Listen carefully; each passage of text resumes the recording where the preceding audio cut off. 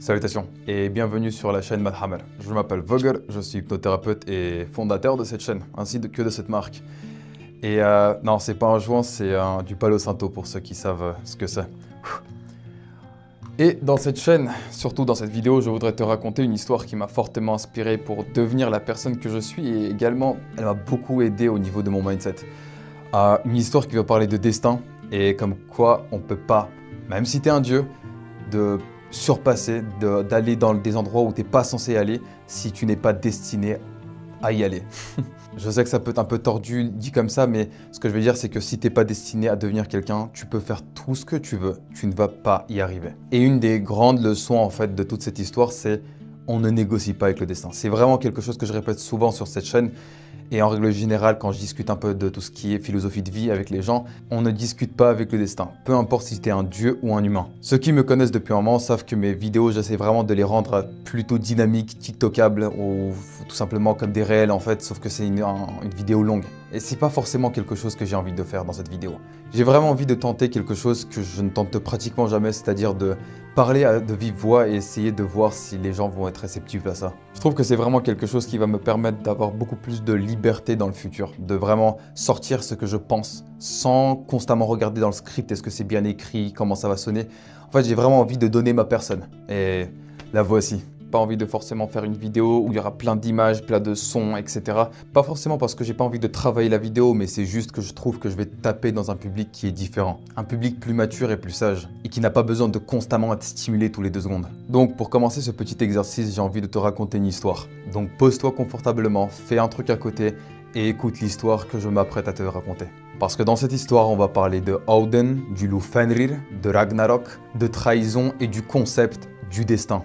Donc, tout a commencé quand Odin, the Allfather, a appris la prophétie comme quoi les enfants de Loki allaient provoquer sa mort lors de la bataille finale du Ragnarok. Et puis les années, les décennies passent et la prophétie a commencé à se réaliser. Odin avait appris que la géante Angrboda avait donné naissance à 3 enfants, tous enfants de Loki. Hel, Jormungandr et le fameux loup Fenrir. Dès que Odin a eu cette information, il exigea directement de ramener ces 3 enfants chez lui pour voir ce qui en est réellement de la menace et de décider quoi faire avec eux.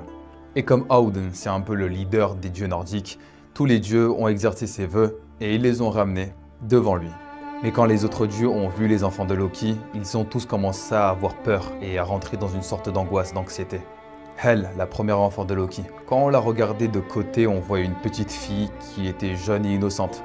Alors que si on la regardait de l'autre côté, on voyait un cadavre, mort et en train de pourrir. Le deuxième enfant de Loki, Jormungandr, était un serpent énorme qui commençait déjà à cracher du venin malgré son jeune âge. Et le troisième enfant de Loki, Fenrir, qui était encore un chiot, avait déjà une taille monstrueuse. Il était presque aussi grand que les dieux eux-mêmes alors qu'il sortait de l'enfance. Du coup, Odin a tranché. Il a décidé que 2 des 3 enfants de Loki vont être dispersés dans les confins du monde. Chacun de son côté.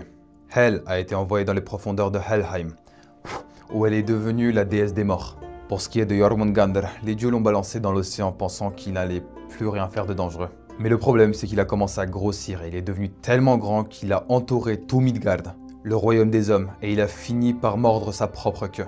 Et c'est de là, entre autres, qu'on connaît tous le symbole de Ouroboros, le serpent qui se mord la queue. Quant à Fenrir, les dieux ont décidé de le garder à Asgard, dans le royaume des dieux. Comme ça, Odin pouvait le surveiller de près, il pouvait voir s'il ne préparait pas quelque chose de louche. Et surtout, il voulait voir de ses propres yeux si la prophétie allait se réaliser. Les jours passent et Fenrir commençait à vraiment faire peur aux dieux et à tout ce qui passait de vivant à côté de lui. Chaque jour, il grandissait et il engloutissait de plus en plus de nourriture. Tous les dieux flippaient, mais il y en avait quand même un dieu qui n'avait absolument pas peur de lui. Le dieu de la guerre Tyr. C'était le seul dieu qui n'avait pas peur de lui donner à manger, de jouer avec et de passer du temps avec lui. Mais le problème, c'est que les jours passent et le loup commence à devenir de plus en plus grand, dépassant largement la taille des plus grands dieux. À ce moment-là, Odin a dit clairement « Stop, on arrête, c'est hors de question. Si on le fait grandir encore plus, dans quelques années, il va devenir aussi grand qu'une montagne. » Et à ce moment-là, on ne pourra absolument pas l'arrêter. Tuer le loup, c'était vraiment pas la meilleure chose à faire. C'était trop dangereux et trop risqué. Et surtout, le loup possédait le sang de Loki. Et pour ceux qui connaissent un peu la mythologie nordique, Odin ne pouvait pas tuer la progéniture de Loki. Parce que les deux ont fait un pacte de sang il y a très longtemps. Alors il fallait à tout prix trouver un moyen de l'emprisonner ou de l'attacher pour le rendre inoffensif. Sauf que voilà, Fenrir était gigantesque et sa force c'était complètement du délire. Alors Auden est sorti avec un plan un peu tordu. Il s'est dit qu'on va le piéger avec son propre ego. Parce que Fenrir adorait de se vanter de sa force. Alors les dieux sont allés le voir et lui ont proposé un défi. Et ils lui ont dit, écoute Fenrir, on connaît tous bien ta force mais on voudrait la voir en vrai. On a pris nos meilleurs forgerons et on a forgé Leiding et on voudrait voir si tu serais capable de la briser. Et comme Fenrir était super orgueilleux, il accepta et se laissa attacher. Les dieux l'attachent et le loup sans trop forcer, boum, les chaînes éclatent. Il a explosé les chaînes dans les 4 coins d'Asgard. Sauf que ce que le loup ne savait pas, c'est que Auden avait préparé déjà une autre chaîne en avance. Une chaîne bien plus puissante et bien plus robuste. Elle s'appelait Dromi, ce qui signifie les liens. Les dieux reviennent toujours en mode flatteur et lui disent « Franchement, t'es incroyable, mais là on a un deuxième défi pour toi. Une chaîne largement plus résistante et plus robuste que celle de la dernière fois. On voudrait voir si tu serais capable de la casser. » Le loup accepte et se laisse de nouveau enchaîner. Mais cette fois-ci, il contracte les muscles, il tire et ça lâche pas tout de suite. Au début, il était un peu surpris, il s'attendait vraiment pas à ce que ça lâche pas du premier coup. Du coup, il force et il commence à tendre toutes ses pattes et boum! La deuxième chaîne finit par céder, comme si c'était un simple collier de chien. Et là, Fenrir répond à tous les dieux avec un air supérieur. Vos chaînes divines, c'est rien pour moi. Je peux toutes les casser. Auden était choqué, et les autres dieux aussi, parce que cette deuxième chaîne, c'était justement la chaîne qui était censée le retenir pour de bon. Du coup, les dieux se sont regroupés et ils ont décidé de créer un troisième et dernier lien. Un lien magique que Fenrir ne pouvait pas briser. Mais pour réaliser ce chef-d'œuvre, il savait qu'il devait voir les meilleurs forgerons de l'univers, les nains. Du coup, ils ont envoyé un messager, Skirnir, à Svartalheim, le royaume des nains, avec une mission claire. Leur demander de fabriquer des liens magiques les plus solides et les plus puissantes que l'histoire de l'humanité et l'univers aient jamais connus. Les nains ont bossé dur pendant 3 jours. Et au bout du 3e jour, ils sont revenus voir les dieux.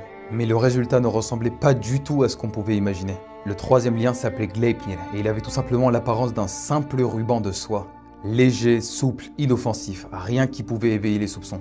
Mais en réalité, Gleipnir était bien un lien magique, créé à partir de 6 ingrédients ultra rares et très compliqués à s'imaginer.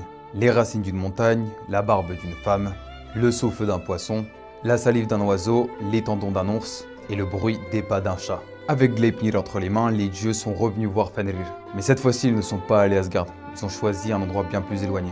Une île au niveau d'un lac immense, parce qu'ils savaient très bien ce qu'ils allaient faire. Et ils voulaient clairement éviter les dégâts. Les dieux sont revenus voir Fenrir et lui ont proposé un 3e défi. Mais cette fois-ci, le loup a clairement senti qu'il y avait un problème quelque part. Il a regardé le ruban et a dit « Mais attendez, c'est juste une petite ficelle. C'est ça votre défi? Vous voulez vraiment que je me fasse attacher par un truc aussi ridicule que ça? Après les chaînes massives que j'ai déjà éclatées? Je vois pas l'intérêt, ça va rien prouver. » Et il avait clairement de quoi se méfier, parce que si cette petite ficelle s'avère être un objet magique, il risquait de ne pas pouvoir se libérer et de rester coincé comme ça pendant l'éternité.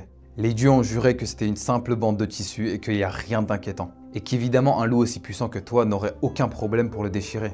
En plus, ils ont rajouté que si jamais il refuse ce défi, les gens vont commencer à rigoler de lui. Ils croiront plus du tout à sa force. Et pour le rassurer, ils lui ont clairement dit que si jamais ce petit ruban pouvait l'arrêter, alors ils lui promettent de le libérer sans discuter. Mais Fenrir savait très bien qu'il y avait un truc qui clochait. Il leur a dit « D'accord, j'accepte, mais à une seule condition.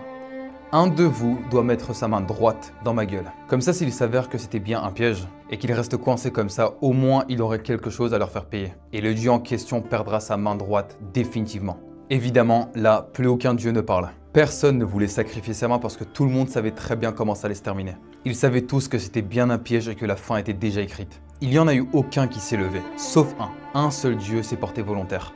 Et c'était bien sûr Tyr, le dieu de la guerre et du sacrifice. Le seul qui était toujours là pour Fenrir. C'était lui qui le nourrissait, jouait et passait du temps avec lui. Et c'était également le seul qui le traitait comme un compagnon et non un monstre. Alors Tyr a mis sa main droite dans la gueule du loup. Et la tentative a commencé. Les dieux ont attaché Fenrir avec Gleipnir. Le loup a commencé à se débattre, à forcer, à tirer de toutes ses forces. Il grognait, hurlait et plantait ses pattes dans le sol et contractait chaque muscle.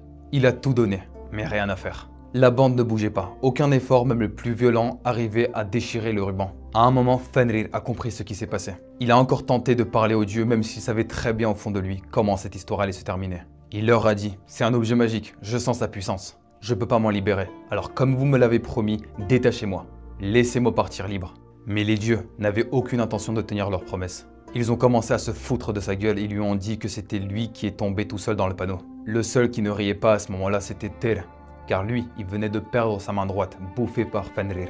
Il savait très bien que c'était pas une victoire, mais une simple trahison. Et là, les dieux ont renforcé les liens, rajouté d'autres chaînes par-dessus Gleipnir, qu'ils ont fixées dans une énorme montagne. Fenrir, le grand loup, a été ligoté pour de bon, condamné à rester là, prisonnier jusqu'à la fin des temps. Et comme ça, les dieux pensaient enfin être en paix. Plus de menaces, plus de peur. Mais voilà, la prophétie ne s'était pas arrêtée là. Parce que le jour du Ragnarok, ces chaînes magiques allaient se briser. Fenrir allait se libérer et il allait foncer tout droit sur Odin. L'attraper, le déchirer et le dévorer. Il allait mettre fin à sa vie, comme c'était annoncé depuis le début des temps, comme c'était annoncé dans la prophétie. Ce qui est fou avec cette histoire, c'est que Odin a essayé de tout faire pour éviter la prophétie. Et c'est justement ce qui a permis qu'elle se réalise. Il avait peur. Peur que Fenrir détruise tout ce qu'il a construit. Et à force d'agir à travers cette peur, il a fait exactement tout ce qu'il ne fallait pas faire. Il a créé la haine, la rage et l'élan de vengeance de Fenrir. Et voilà la leçon à retenir. Parfois, c'est pas l'événement en lui-même qui est dangereux, mais c'est notre peur de cet événement. Et plus on agit pour éviter quelque chose à tout prix, plus on augmente la probabilité que cette chose se réalise. Pas forcément à cause de quelque chose d'énergétique ou de mystique, non, mais parce que notre esprit devient complètement obsédé. Et qu'on oriente nos choix, nos actions et notre énergie vers exactement ce qu'on voulait fuir. On crée tout simplement le monstre, et ça, c'est pas que dans les mythes. Ça arrive dans nos vies tout le temps. Tu veux pas perdre quelqu'un, tu commences à l'étouffer avec ta présence et il ou elle commence à partir. Tu veux à tout prix pas échouer à quelque chose, tu commences à stresser et tu t'auto-sabotes et tu finis par perdre tes moyens. Tu veux pas souffrir, tu deviens rigide, tu refuses tout ce qui te confronte et tu souffres encore plus. À force de fuir, tu tombes pile dans ce que tu voulais éviter. Et il y a un truc qu'on peut absolument pas ignorer dans cette histoire, et ça fait clairement référence à ce que je te disais au tout début de la vidéo. La prophétie disait ce qui allait arriver, et Odin a essayé d'y échapper. Il a tout fait pour éviter son destin, manipuler, piéger, enfermer, mais au final, sa fin s'est quand même produite. Et là, il y a la leçon du début de la vidéo. On ne négocie pas avec le destin, que tu sois un dieu ou un humain. Encore moins quand t'es un humain. Tu peux fuir, détourner, retarder, résister. Si quelque chose est censé arriver, ça va arriver. Si tu es censé devenir quelqu'un, vivre quelque chose, affronter un combat, incarner un rôle, tu peux changer de ville, de nom ou même de vie. Le chemin va finir quand même par te retrouver.